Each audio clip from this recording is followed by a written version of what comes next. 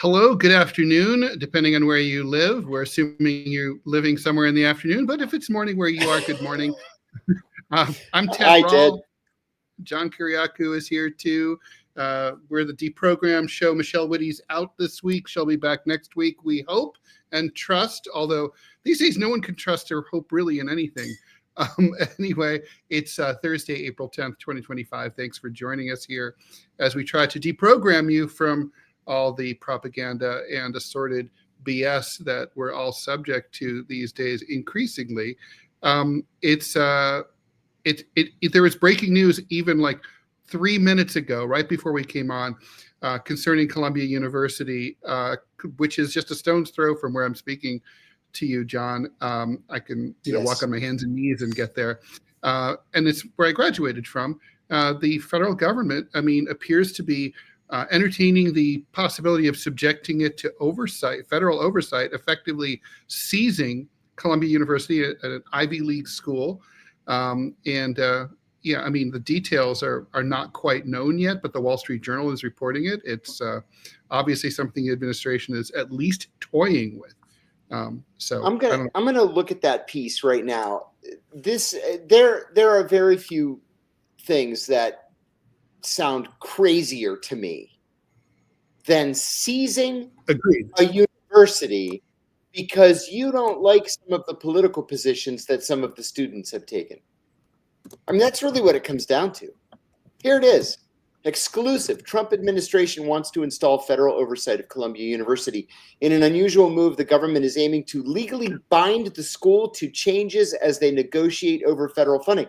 So what the Trump administration apparently is proposing is if you still want the, what was it, Ted, $400 million in federal funding or some amount like that? That's right. That's exactly right. Then there will be no freedom of speech, whether it's among students or faculty. That's what this is coming down to. Stunning. I can't believe it. I can't believe it either. It's another story we're going to talk about. This lawyer who was interdicted at the Detroit airport. At the Detroit airport. Yes. To me, I think of America. We think we're a democracy, but all societies have a caste system. Yes. And the homeless are at the the untouchables at the bottom of the caste system, but attorneys are usually a protected class. Multi-billion-dollar endowed Ivy League universities are at the absolute apex of the protected classes. Let's talk about Columbia. To me, the grotesque irony here is, aside from the fact that there's still yet to be proven one single anti-Semitic incident that happened at that school, which is actually kind of shocking. You would just think, considering that it's about the Israel-Palestine conflict, that there probably would have been some asshole kid who would have said something anti-Semitic. It may have happened, but it's sort of like the returning veterans from the Vietnam War having been spit upon by hippies. Mm-hmm. Maybe it happened, but there's zero evidence that it ever happened. Right. And there's no evidence. So maybe, I'm not saying it didn't, but it's kind of like, there's no evidence that the Easter Bunny doesn't exist either. But the irony here is that the university has been so one-sided on the pro-Israel side and so mean to the pro-Palestinian side that it's like, that's what's so weird. It's like, so the university had these protests. It was definitely ground zero for the pro-Gaza protests, and it inspired the rest. There were this big encampment in the Central Quad. By all accounts, mostly peaceful. The university asserted that there was some damage to Hamilton Hall when some of the students broke in. That's a proud tradition at Columbia. Breaking into Hamilton Hall goes back to the divestiture protests that I was part of in the 80s, and also back to 1968. It's just sort of like what you do, and it's not that big a deal. $30,000 of damage. Basically, it came down to some broken doors and some chairs, and some few windows got broken. They shouldn't have done that, granted. Sure. And punishment, I think, probably, maybe some. But anyway, the university came down like a ton of bricks on the Palestinian protesters. Jewish Voice for Peace and other. Think about it, Jewish Voice for Peace and other Palestinian voices. These groups were banned by the university administration. Students were expelled. They were suspended. Graduated students had their diplomas freshly printed revoked by the dozens. There were a lot of incidents of violence on the part of pro-Israeli students who attacked these. No, there was no sanction whatsoever against them. The university president at the time, Claudine Gay, was that? No, that was Harvard. I keep forgetting. This was Minouche.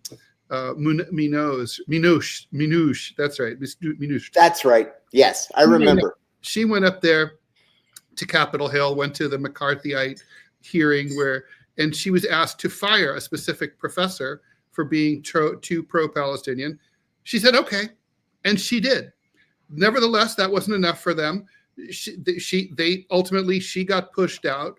But what's so baffling is, what do they want this university to do? Shoot these students? They called in the police not once, but twice on them to brutalize them and drag them out.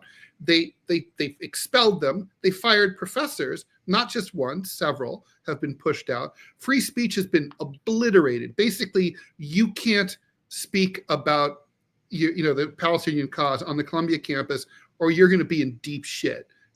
They've even hired a new 30-person goon squad to supplement the normal campus security guards to crack down on pro-Palestinian protesters. This was one of the conditions of the Trump administration. It's kind of like, why are you punishing the university? The university is doing your bidding. That's the part that's so mysterious to me. Ted, last night I went to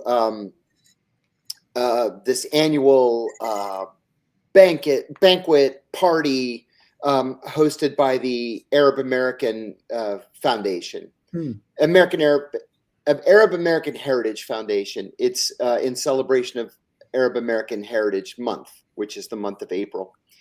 And every year they have this beautiful dinner and speakers, and then music and folk dancing. It's a wonderful event. So this year it was scheduled to be held in the auditorium at Amazon headquarters, Amazon 2, it's called, here in Arlington, Virginia. Yeah, isn't that where that was originally supposed to be located in Queens, and then AOC said no, thank you. Exactly. Okay. Yeah. And doggone AOC, I wish it had stayed in Queens. So 48 hours before the event, Amazon sent a letter to the Arab American Heritage Foundation canceling the event. You can't come here. So when they called and said, what's up? We booked this a year ago. We paid for it. They said, nope, no discussion, no explanation. You can't come here. So in 48 hours, they had to find another venue for 600 people and then get all the word out that it's been moved. They ended up moving it to the banquet hall at the Saints Peter and Paul Antiochian Orthodox Cathedral in Potomac, Maryland, which was a magnificent venue, but it's nowhere near a subway station. And so about 100 students from DC area universities who had bought tickets could not go. We had Rashida Tlaib. She came and gave a talk, and Andy Shalal, who's this beloved restaurateur here in the Washington area. He's got 8 restaurants called Bus Boys and Poets, which are progressive combination bookstores. Yeah, it's a wonderful venue, and Andy's just a wonderful human being.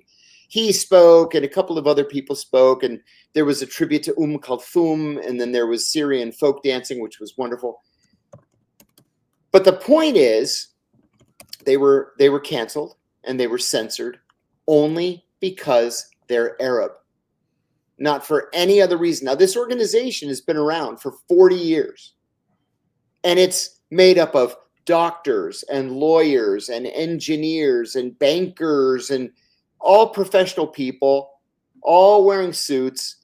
They're all like, from 40 upward in terms of age. And they were just canceled only because they're Arabs.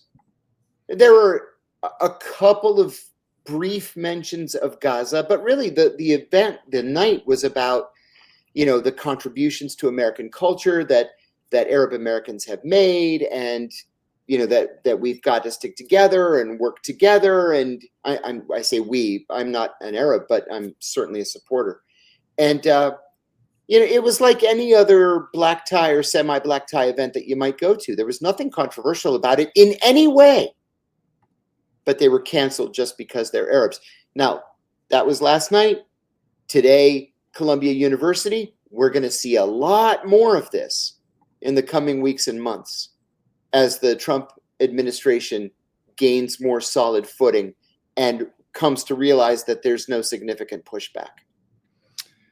That last part is the part that I wanted to focus on, right? I mean, this is a story we've seen before. I mean, like you, I love history, and I'm a student of World War II. My mother grew up in Nazi-occupied France, and wow. Cowardice is we saw that back then, although not nearly as much as here. I think about when Hitler came to power, he still had to contend with the socialist and communist parties. That's right. They had armed wings. They marched and they were militant. They had street battles with the Nazis in the streets. People would die. Obviously American politics doesn't do that. I would argue for the better, except maybe at times like this. But we don't do that. Where it's like, I was also reading about another law firm that just coughed up another $100 million in free, in pro bono work that Trump could pretty much cash in like a coupon for him or any of his friends who needs free legal work done. I mean, they basically just become wholly owned subsidiaries of the Trump administration. Was this is this a structural problem in American politics that we're not built for resistance? I mean, is that sort of, we just don't have... I think it is, Ted. Mm-hmm. I think it is. And then, when you've got, for example, protesters exercising their rights to free speech at Cop City outside of Atlanta being charged with, RICO charges and facing sentences of life without parole, you've got a problem. When you've got a couple of eco activists in Oklahoma City going up to the balcony of an oil company's headquarters and throwing glitter to protest, shale oil exploration, and then being charged with terrorism, which carries a life sentence. Yeah, we've got a serious structural problem in this country. I mean, so yeah, well, that's the oppressive side. That's the oppression side, which is way over the top. Yeah. And then, okay, so last Saturday there were some beautiful rallies organized by some Democrats. The most beautiful rallies that have ever been seen. Gorgeous rallies. I mean, honestly, it's good for people to protest. It's good for people to get to know each other. Get some fresh air, get some, get out there and walk around, maybe get your 10,000 steps in. Yeah. But really, what good is it? I mean, there's, those same people today, people are just like, oh man, even people who are well informed, they're going to hear this story and they're going to be like, wow, that's weird. And then it'll be like sort of like 1936 with the Nuremberg laws. Wow, Jews aren't allowed to go to the park anymore. That's weird. Yeah. Jews can't own radios anymore. Huh. Yeah, and then they say, well, it doesn't affect me. So that's a they problem, not a me problem. Right. And next thing you know, it's all of society. Problem. That's right. It's an everybody problem. Sir. I mean, that's right. I mean, I used to fantasize about these scenarios, and I think I always thought the only power that could ultimately bring a fascist U.S. to heel would be the EU through armed intervention. That's probably it. But then you've got these elements of fascism within the EU as well. Look at Hungary and Poland and France? Is it Slovenia? France has an enormous far right. Yeah, the problem is in France, the center left under Macron is acting like fascists by not allowing the free election of a possible fascist. That's right. So That's wow. right. You know, you look back to at the 1930s and 40s United States, we had far-right elements that were involved in politics. We had Huey Long, for example, or Father Coughlin. And you and I have talked about Father Coughlin in the past. And they were allowed to just sort of, go on the air and hang themselves with their own words. Yeah. There was no move by the Roosevelt White House or by the Supreme Court or the Justice Department to try to silence these people. Why now? Why do we try to silence alternative voices now, whether from the left or from the right? Well, that's obviously that shows the insecurity of the powers of the ruling elites. They don't think they're worried, right? I mean, they weren't scared about. I was the most reprinted cartoonist in the New York Times all throughout the 90s. I know this because my editor, John Landman, he told me, and I said, "Oh, how do you know that?" And he said, "Oh, well, we did an internal audit and we counted all the paychecks in an Excel spreadsheet, and you had the most of them, one paycheck per cartoon." I was like, "Oh, that's nice, Like now, there's no way I can get into the New York Times. I mean, maybe if I'm arrested, I'll make it into the New York Times." Yeah, you're exactly right. But I mean, the spaces have shrunk. So, I mean, if I'm a trustee of Columbia University, I mean, a lot of those trustees are, I mean, they've had a conservative, people think Columbia University is like a hotbed of radicalism. Right. And it's not. The students are, sort of, some of them, a quarter.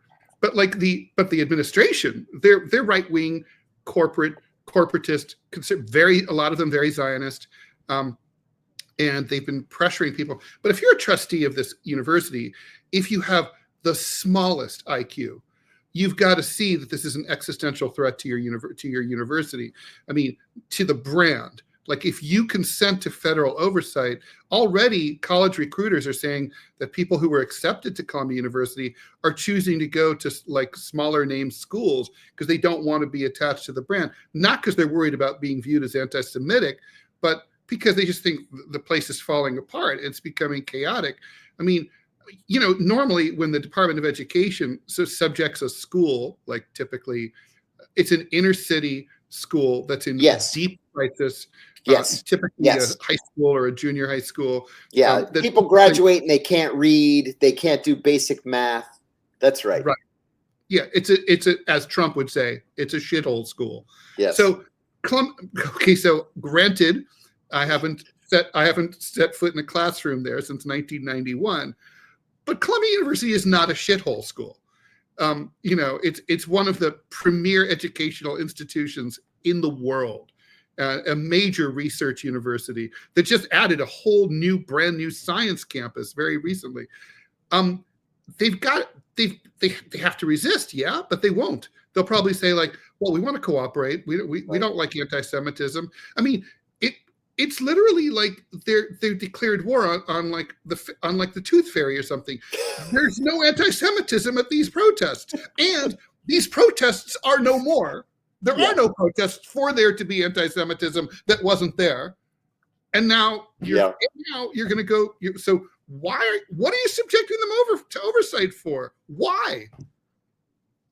Do you think that that's a question that a federal judge is going to ask in the coming days? It has to be.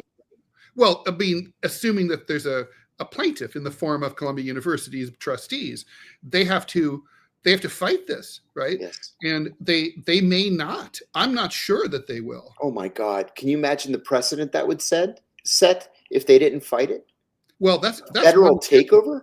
That's one advantage of the Ivy League, right? Because the purpose of the Ivy League is they do talk, right? They have it's an actual organization.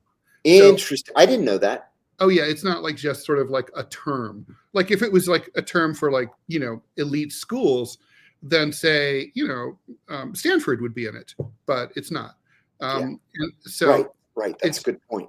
So like, it's an organization. They cooperate on things like they try not to admit too many of the same kids. Like, oh, here at Cornell, we're going to admit John, but maybe UPenn, you don't admit him. like that.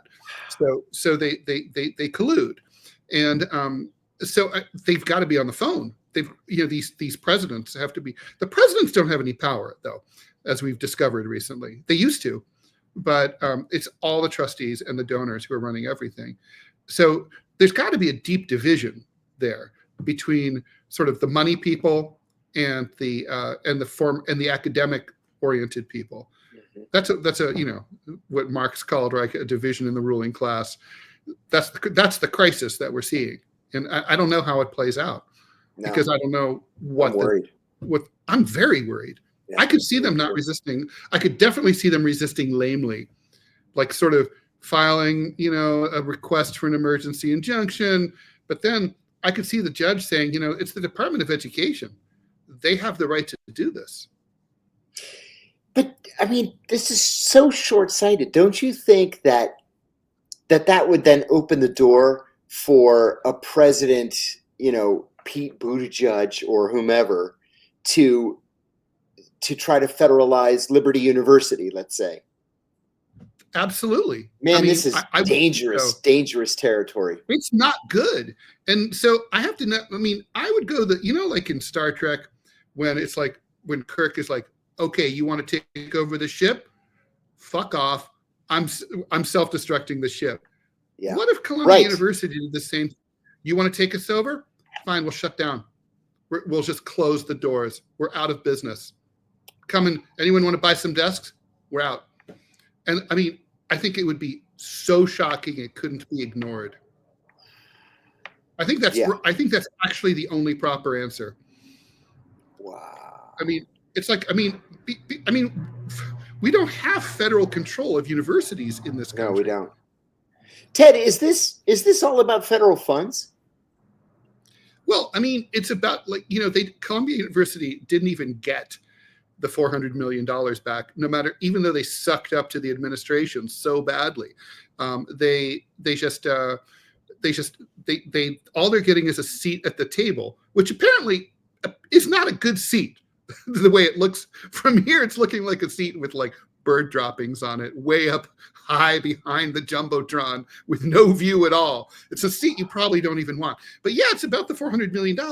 And that's confusing to me. Okay, so as an alum, I know a lot of alums, and a lot of them, like my ex-girlfriend when I was in college, she's rich as shit. She's the head of aviation finance at one of the 3 biggest mega banks in the world. Wow. She and her husband donate tens of millions of dollars to Columbia. Oh my God. And Barnard. Now, I know that if she got a call and they said, the Trumpies have fucked us, we're out $400 million. Are you good for $20 million? She and her husband would just write a check. And she's one of tens of thousands like that. What I'm trying to get at is they probably could get the $400 million and more back just by playing the victim. Even I've never donated to Columbia. I have my issues with them. I'm much more likely to donate money to my son's college because they've been very generous to him. And like I'm a single father. I've struggled. They were really understanding and cool, generous financial aid package.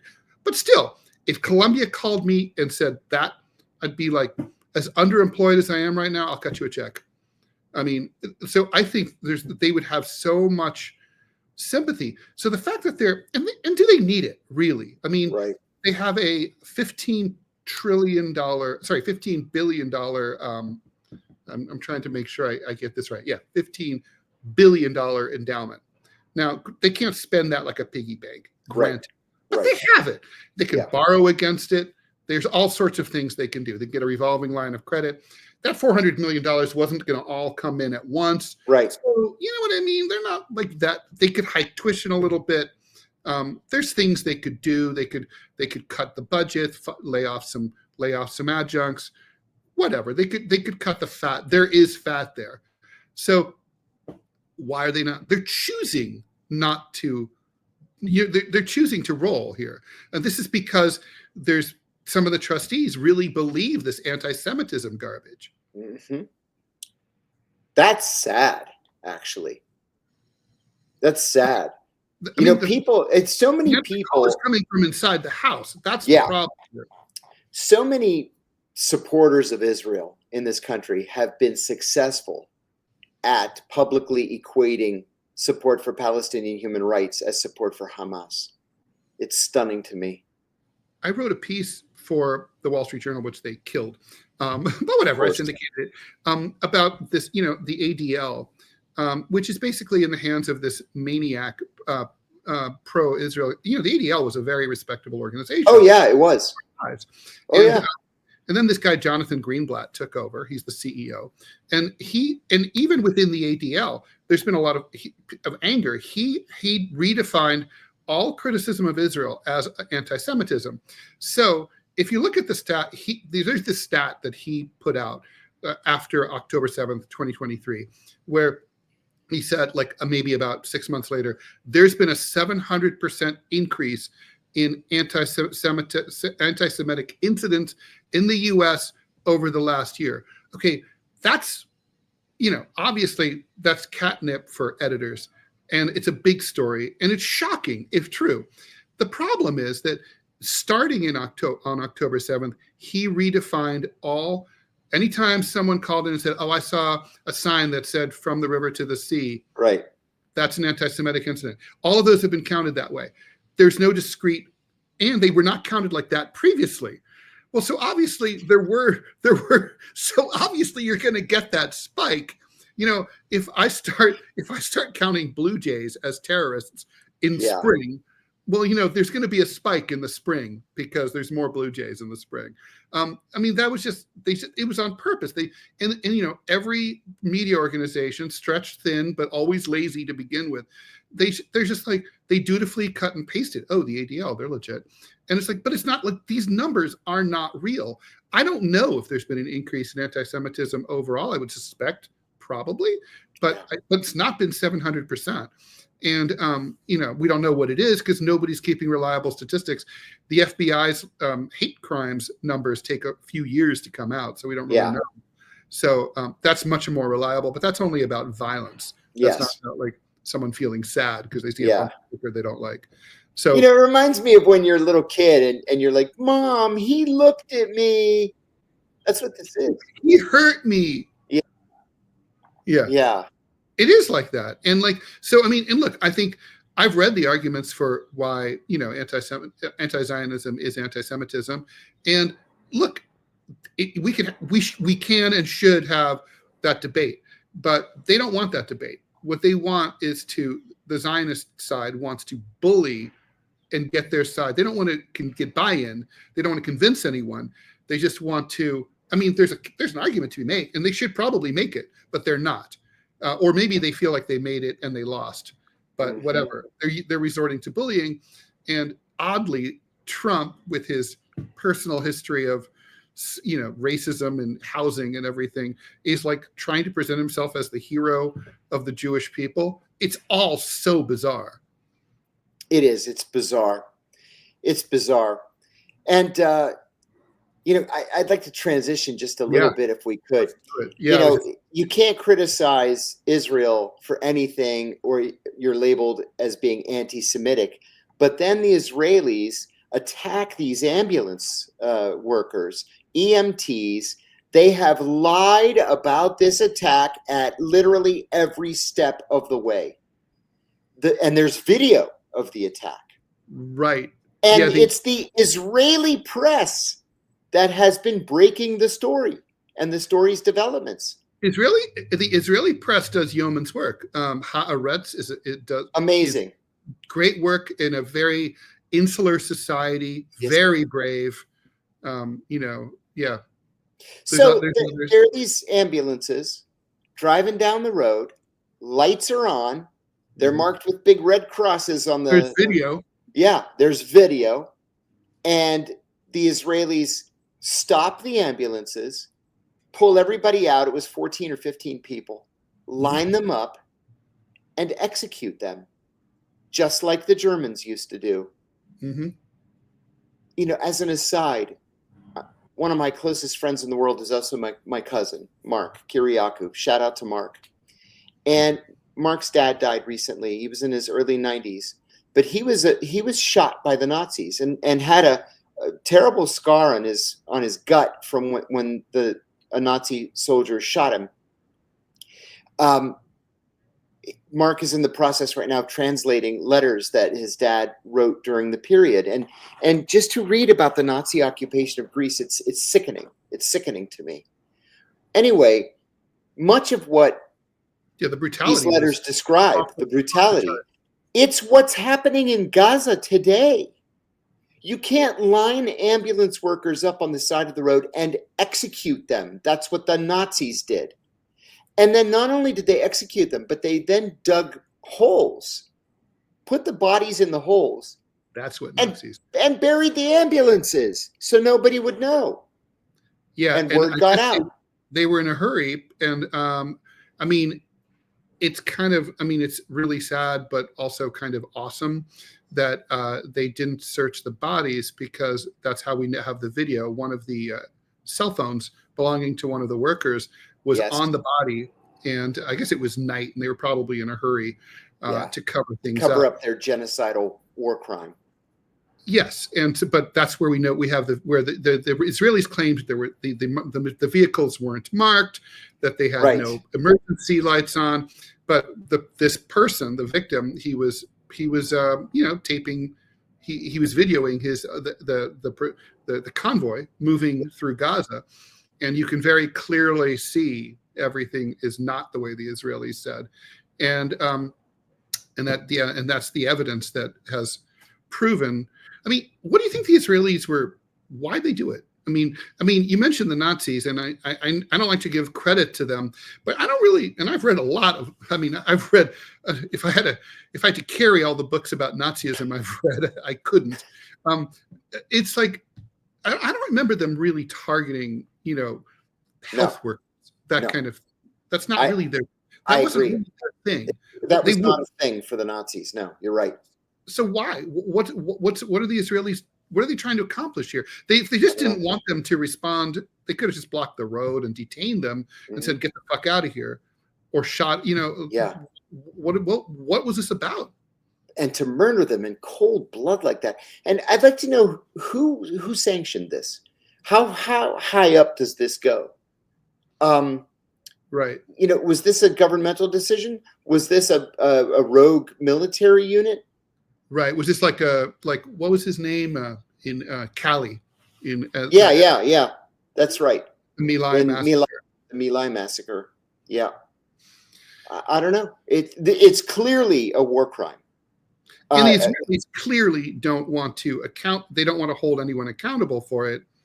I mean, so the conversation one would hope that would be occurring inside the IDF would be sort of like an argument, right? Like, would there at least be someone at the table, some general, hopefully, who would say, yeah, I know these are our guys, and they're fighting these horrible Arabs whom we hate, but still, I mean, this is like, we can't have this. We've got to court-martial them. And it's like, no, everyone, that'll discredit, someone else saying that'll discredit the entire war. The world will hate us even more. The Americans will get pissed. It'll be bad in the media. I mean, but I don't even know if they're having that kind of debate. I mean, you got to judge people by their actions, and their actions are that they're not even throwing even the little fish who usually get court-martialed in situations like this. Nothing's happening. No, even the fall guy that you would expect. That's right. The stupid grunt. That's right. I just don't get this at all. But there's also no outrage from the American government. I'm not aware of any statement that has come from the government. We're seeing coverage in the Washington Post, the New York Times, and elsewhere. But we haven't heard Donald Trump, for example, condemn this war crime. Not a word. I don't get it. I don't get it at all. I don't get it either. What about and also I'm not really seeing the American media hold, during the Nixon years, whenever, Ron Ziegler was the press secretary for part of the Nixon administration. He was so famous for stonewalling that to Ziegler became a verb in the American Heritage Dictionary. That's right. I think it's been retired, but to Ziegler, someone was just basically to keep dodging and just not answering the question.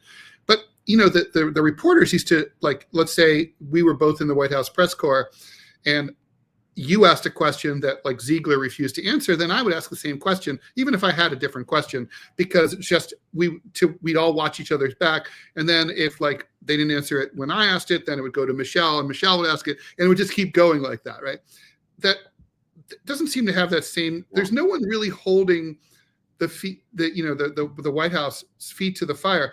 They could go in there in every single briefing, just ask about this. Yes, but they don't. They don't. Nobody will do that. Nobody. Yeah. Just awful, shocking. So and not shocking at the same time. Well, yes, it's shocking that it's not shocking. What are we gonna?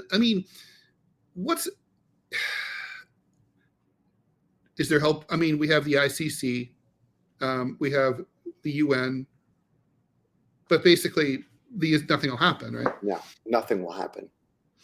Nothing will happen. By the way, the audio is absolutely chilling. Where you can the cell phone, you can hear him at one point saying, "Dad, please help me. The Israelis have targeted us." Oh my God!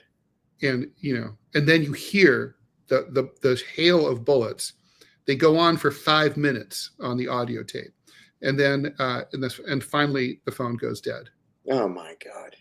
So so in other words, the phone was probably in his pocket. Yeah. He hit record, or he just left it recording.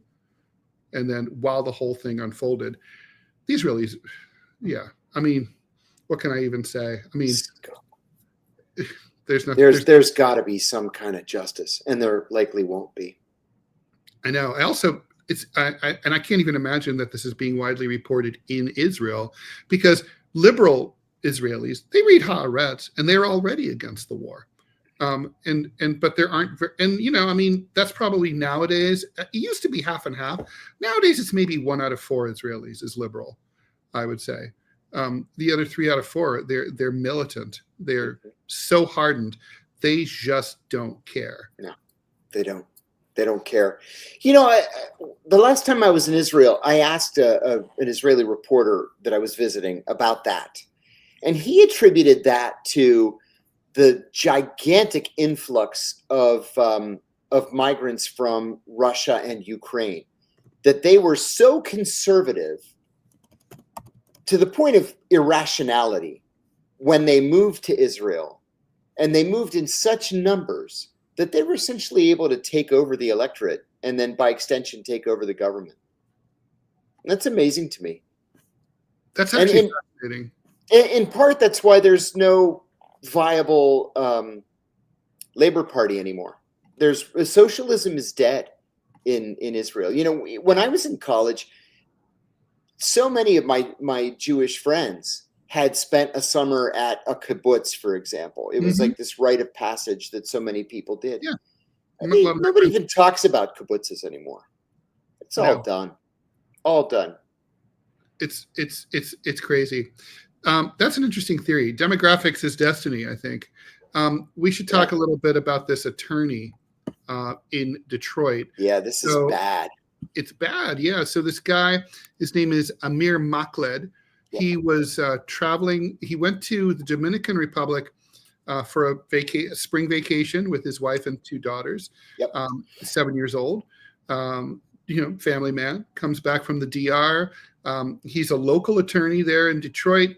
He has one somewhat high-profile case. It's this white college girl at University of Michigan at Ann Arbor who was part of the Gaza protests, and he's defending her against presumably whatever charges she's facing related to her role in the protests. He's pulled out of. He presents his passport. He's then told, "Oh, you're going to have to go with this special anti-terrorist task squad." They pull him into an interrogation room. and they hand him a piece of paper that says, oh, they say, we know you're a high profile attorney. He's like, no, I'm not. I'm a local attorney. It's like, well, we need to see your phone. We need to go into your phone and get everything. So at first he says, he refuses. He says, there's privileged information in there. I'm not giving you the phone. And then they hand him a piece of paper that says, oh, we have the right to take your phone, which I know that's, well, they say that. Unfortunately. Yeah, I think they basically do have that right. And it's important for people who are watching this and wondering what they should do to know that if your phone is like password protected and like, let's say an iPhone, fairly recent vintage, pretty much they're not going to be able to get in there. So they can take it, but they can't get into it. And they can keep it. They can keep, well, I guess they have to return it eventually. I saw a report recently that they kept one guy's phone. He refused to open it up like biometrically, and they kept it for 6 weeks. Yeah, I'd be like, bye phone. Yep. I mean, these days with the tariffs, the new one's going to be $3,000. Right. But okay, fine. Maybe I'll get a flip phone. It'll probably be good for me. But it'd probably be the best thing that ever happened to me. Thank you, ICE, or in this case, BCE. I'm going to get one of these unplugged phones that I mentioned in the last podcast. Okay. They're $1,000 or $900. They're being marketed by Eric Prince, whom I loathe, but that's okay because they've got this feature where if the feds demand that you turn over your phone, you could hit a button and it just zaps everything. I love that. I'm doing it. So I guess the whole thing is like, if you get detained while you're being marched to the detention center, power down your phone. Yep. And then you have some power because otherwise they can hold the phone up to your face and force you. That's right. Although you can always deactivate that. You can. Yeah. You don't have to have that on. People don't realize that. That's like right. You can redo it later. It'll take probably be more accurate in case it changed. Right. Exactly. So anyway, so it's good to be prepared. Anyway, they take this guy in, they detain him for a couple of hours, and then finally he negotiates and says, okay, how about if you just look at my contacts? And they say, okay, but then they disappear with his phone. He signs on a legal piece of paper, okay, you have the right to look at my contact. I'm not going to tell you who they are, but they take off with the phone. They took everything. They drained it. Of course they did. Of course they did. Because the courts allowed them to. This has not yet gone to the Supreme Court, but there have been 2 separate circuit courts of appeals who have said they can take your phone or your laptop or both. Mm-hmm. So the final word isn't in, but as the law stands right now, that could happen to you anywhere within 100 miles of a border with the U.S. Right? That's right. And that's like 80% of the country lives within that range, right? Because people live on coasts. Right. So you could be driving on Interstate 95 in the Northeast, pulled over in like New Haven and be like, what the fuck is this? New Haven. It's like, are these Connecticut state troopers? No, this could be BC Border and Customs Enforcement. That's right. And they could do this to you. They could do that. And there have been some cases like that. Yes. Where they've done these checkpoints. So I felt like the undertone when I saw the lawyer being interviewed was he kind of knew he'd been had. He had that sheepish tone. I got the same impression. Like, shit. Yeah. I mean, look. I think he was so taken by surprise that he didn't have a minute to get his thoughts together. That's right. They take advantage of that. And, but I think it's kind of like you have to be like, all right, I'm just not going to give it to you. You got to go. You have to go with the Kiriakou rule. Yeah. I'm represented by counsel, and I don't talk to cops. Yeah, that is exactly right. That's going to be my rule whenever I encounter those assholes. They eventually give 90% of the time. They just like, fuck you, and then they walk away. I'm sure. Yeah. And you don't have to be a dick about it. You just say, look, with all due respect, I'm represented by counsel and I don't talk to cops. And you just repeat it. It might make them a little bit angry, or they'll pretend to be confused. Like, what's this crazy position this person's taking? And then they just walk away. Yeah. Because they all think they're the good guys. But yeah, that's what I do. And it works. Yeah, so I mean, okay, so we're seeing a very rapid escalation here. Lawyers are have always been a protected class in this country. The administration lied and said we didn't target him; it was like random. That's clearly Sure, not true sure, based on no. what they told him.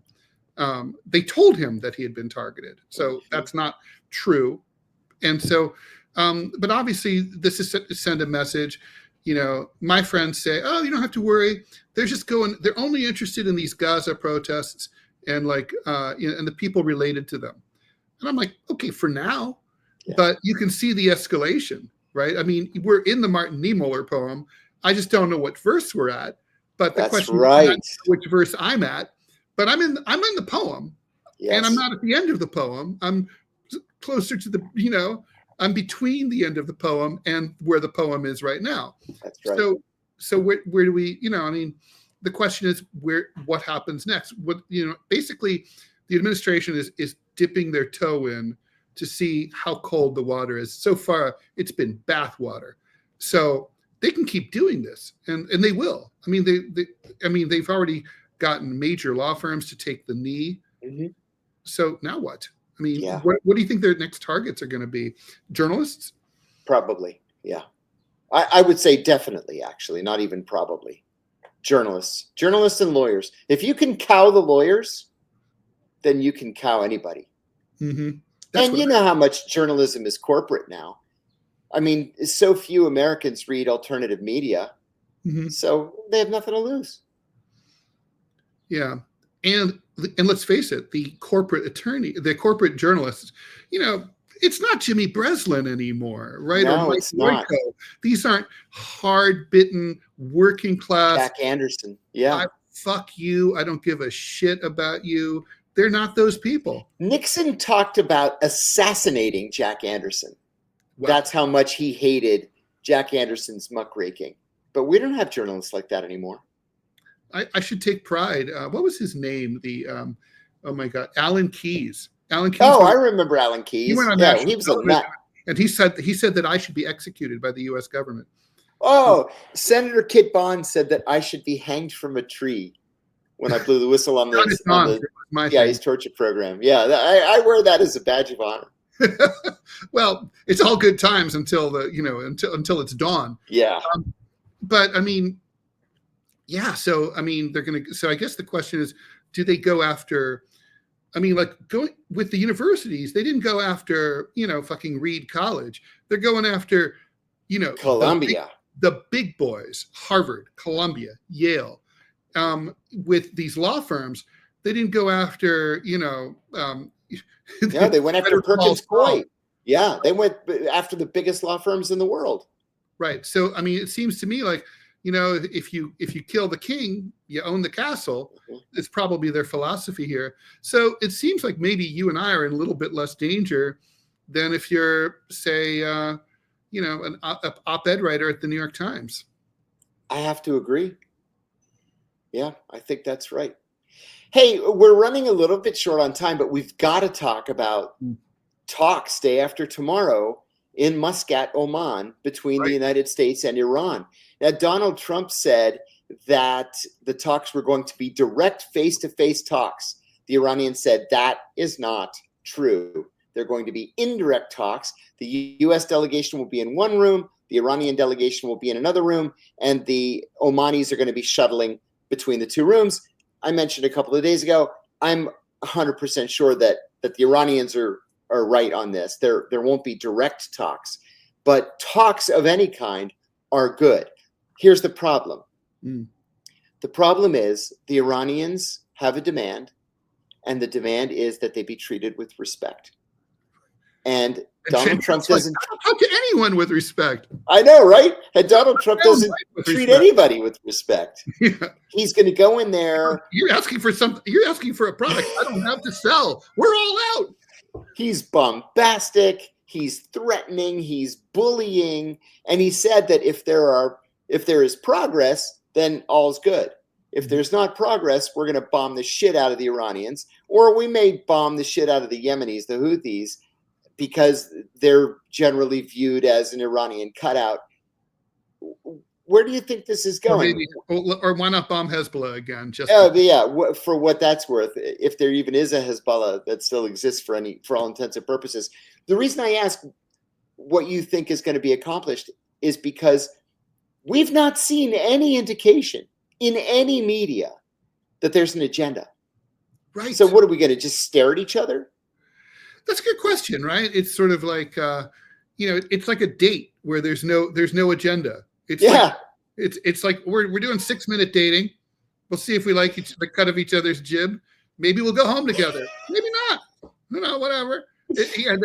Maybe there is a secret agenda. Maybe it's just, or maybe it's to meet in order to feel each other out and just sort of see.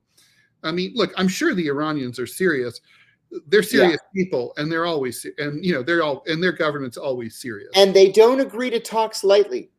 Mm-hmm. They held off the Biden administration seemingly forever because they were burned by Trump 1 in that he immediately withdrew from the JCPOA, and the Biden people weren't offering automatic reentry into the JCPOA. I mean, the problem with Trump and his ADD presidency is that even if his heart's in the right place and he's like, I really want to normalize relations with Iran. Mm-hmm. I mean, he's dealing with Russia. He's trying to take over Columbia University. He's got so much on his plate. How does he focus? And this Iran thing, there's a lot of components, a lot of moving parts.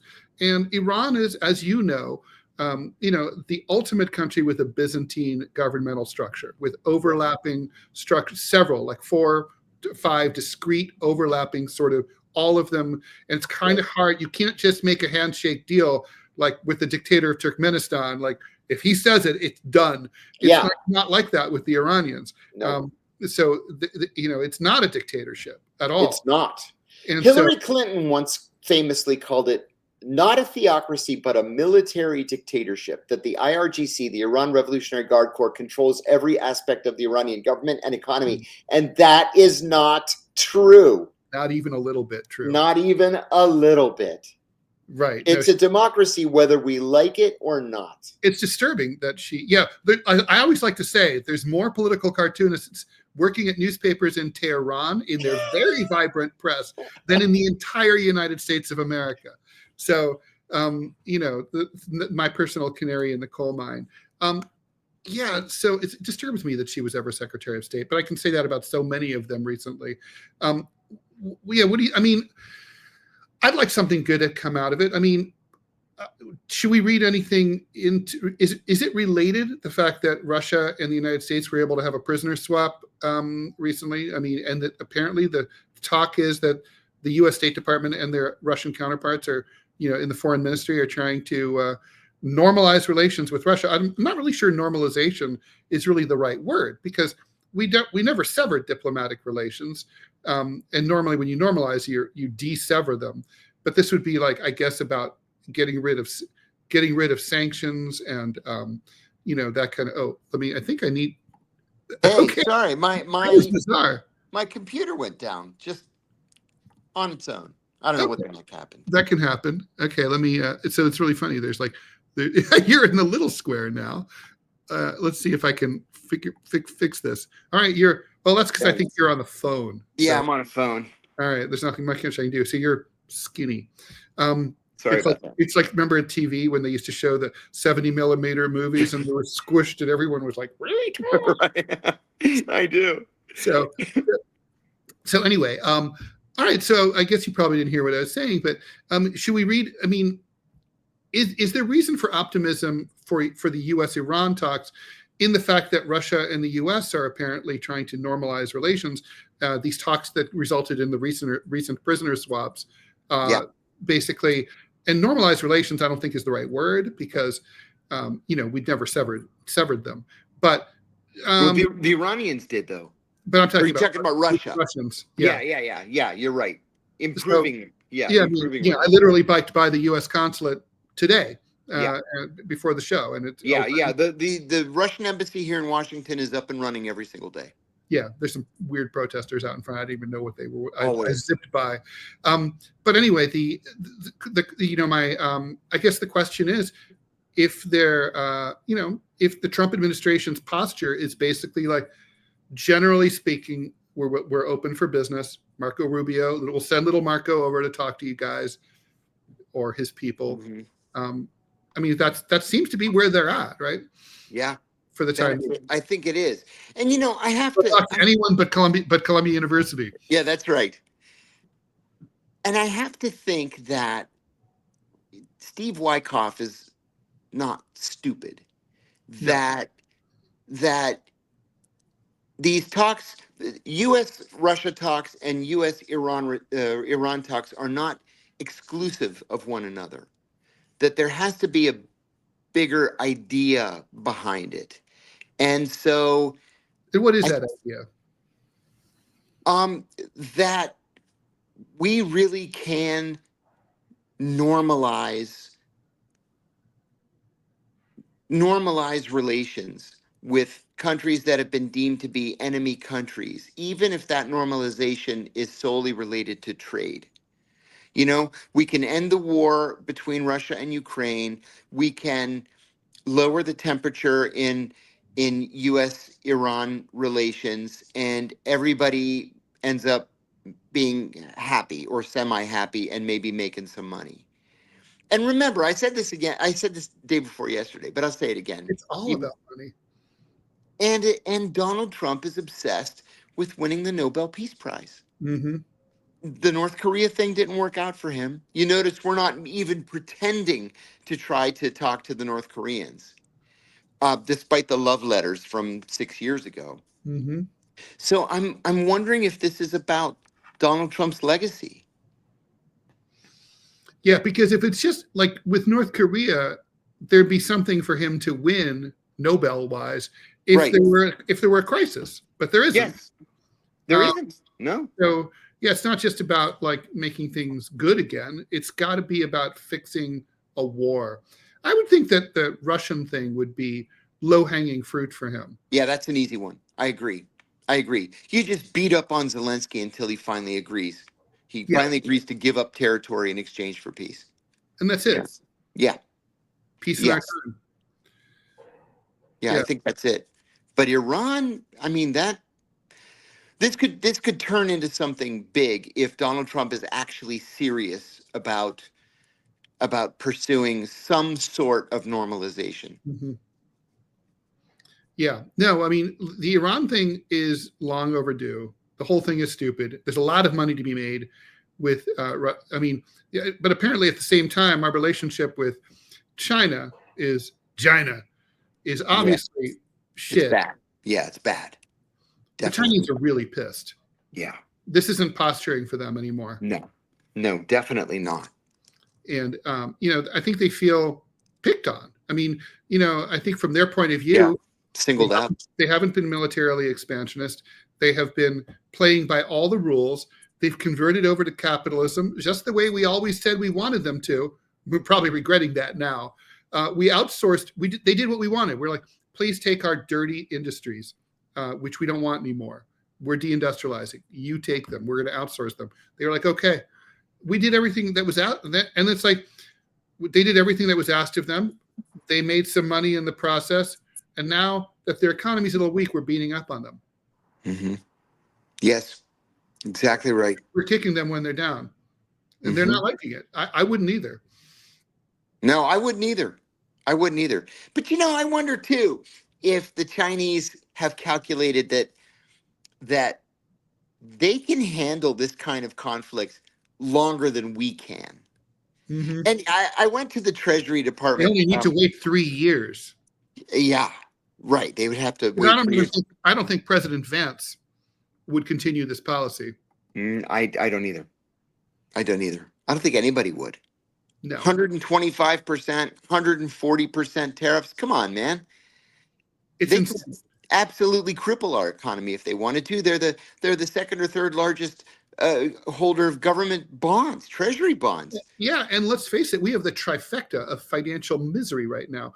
Never have I seen, I used to work on Wall Street. Never have I seen stock market go down at the same time as treasury bonds and notes. You're exactly right. At the same time as the dollar collapsed. Yes.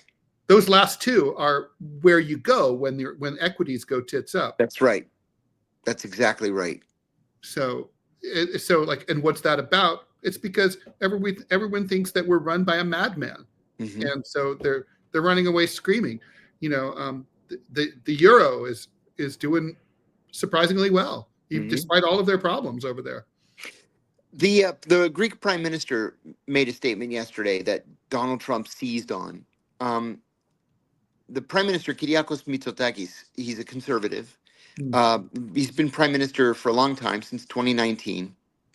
And he's in his second term right now. But he told Kathimerini, which is the New York Times partner newspaper in Athens, that this situation with the tariffs, this is not the crisis that many people think it is. This was Donald Trump's demand that everybody sit down, literally everybody in the world sit down and negotiate better trade deals. He said, look, Donald Trump is right. There has been a trade imbalance. If I were the American president, I wouldn't want these imbalances, in favor of China or in favor of South Korea or in favor of Japan, for example, or Germany. I would want something that was fairer to my people. And Trump said, well, I know him. He's a very wise man, and he's right. And so the Greeks are kind of perplexed, like, well, what do we make of this? Donald Trump just complimented the prime minister. We're not sure we like that. but I think he's probably right. Well, I mean, that's an interesting thing, right? It's sort of like, I don't know if you had this feeling when you first took economics, probably like me in high school the first time, forcibly. Definitely one of my favorite subjects. So boring. And I was a very avid student. But like when the idea of the trade deficit, I was like, what is it? Like, why is it a concern? I understand why. Why are we worried about this? I understand why national debt is a problem, but why do you care? I mean, it's like I have a trade deficit in my favor with the New York Times. They buy my things sometimes. I never, I don't pay that much for the paper. Are they being screwed? I don't really think so. That's not really.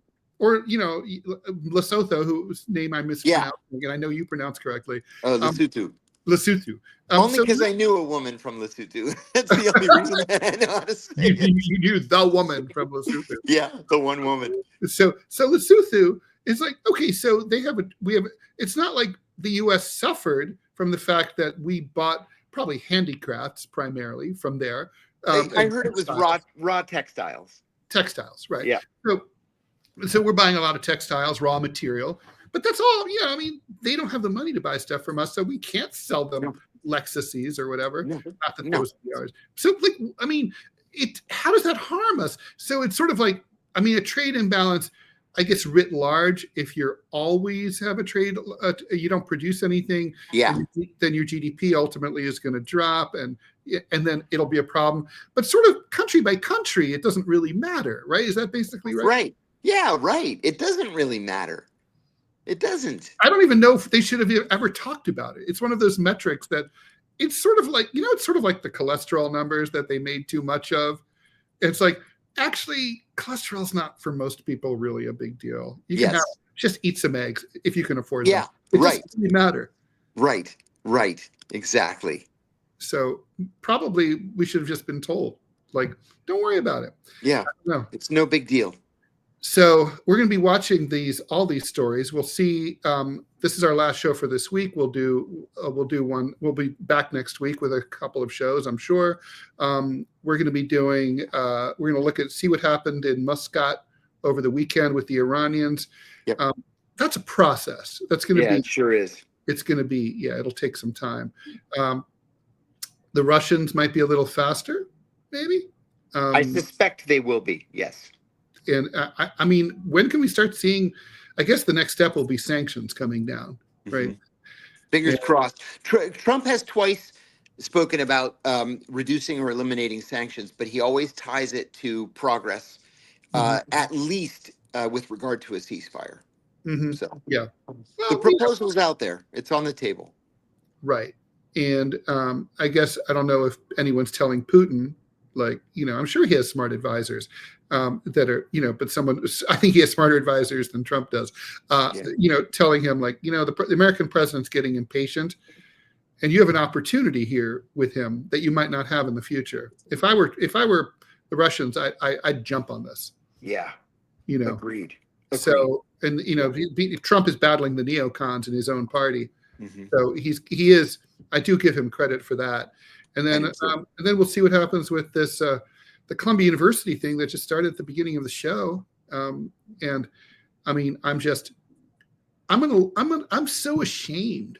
I'm class of 91, roar, lion, roar. Fuck those guys. Yeah. It's just crazy. Wow. All right. I hope they don't buckle. Yeah. I think the only way out is the poison pill. Yeah. Like, we'll close. It's like, you can't do that. Watch us. I mean, and a school can close and reopen. Antioch College in my hometown of Dayton, Ohio, just Yellow Springs, just east of Dayton, they closed and reopened. And you can. I mean, okay, good. That's a strategy then. There would be an outcry, massive. Maybe just like, well, we're going to graduate our kids May 15th. That's graduation day. If you don't have your diploma yet, you might want to transfer somewhere else. We're closing our doors. I mean, the political. I mean, can you imagine Mayor Adams here in New York? It would be like, what? I mean, New York, Columbia University is the second largest landowner in New York City. I mean, it's a massive contributor to the economy. I mean, you can't do that. Yeah. So I don't know. All right. Good luck to them. With that, I guess we will consider everyone to have been sufficiently deprogrammed for now. But thanks for joining us, everybody. So much that you have to be deprogrammed for. You have to come back. Thanks everyone for checking us out. Follow us on the socials and all that. Please subscribe. Please share. Please promote it. We're independent. We're trying to make this work financially. Maybe we'll have a big backer in the future, but for the time being, we really need your help, or we can't do it forever. So thanks everyone. Indeed. Thank you. Bye.